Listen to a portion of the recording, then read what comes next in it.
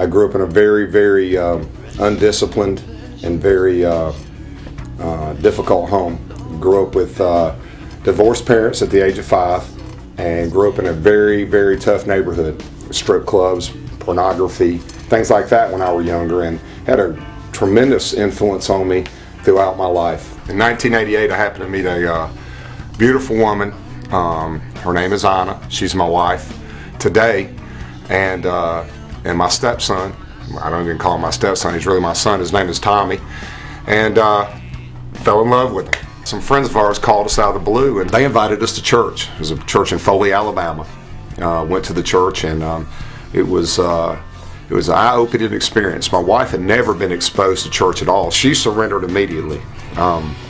She wanted to change. I mean, our lives were a mess. We weren't willing to admit it. We were just going day to day, and she surrendered.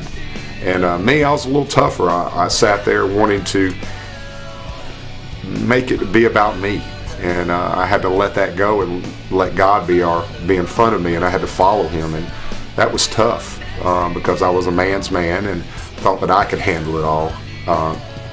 But God kept pressing me while we were at that church, and I finally went up and committed my life to Christ. And when I did that, I got baptized on the same day. I said, well, heck, if I'm going to do it, let's just do it all at once. But I started getting away from God again. I started getting away from things that were important. I started getting into things like in the internet and pornography. It was very embarrassing. It's something that I wasn't proud of and that I hid. Kind of treaded through life for about a year and a half, moved here to Myrtle Beach, looked around at some churches, but I was still stagnant. My wife was very much on fire for God. I was coaching and doing weightlifting, coach at Carolina Forest, and was starting an endeavor, ASK Nutrition, and when I got a phone call, I think a phone call that really changed me, made me feel how vulnerable my kids were and how vulnerable that I was. T.J. Morgan had passed away. He was the young man that I had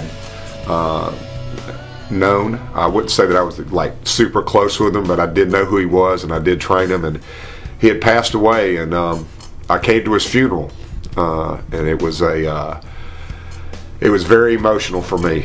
It made me really rethink what God's purpose was in my life.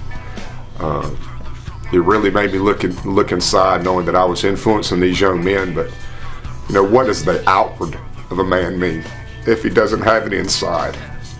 And I didn't have that inside me. I didn't have the godliness that I needed to have to portray these young men. And God really called me out and questioned me on that. What I did is at that time they asked for an altar call, and when they did that, I went up and committed. And I said, Lord, here I am.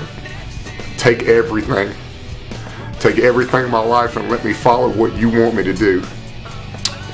And the amazing part of that is that God has really made a tremendous impact in my life. He's given me so many opportunities.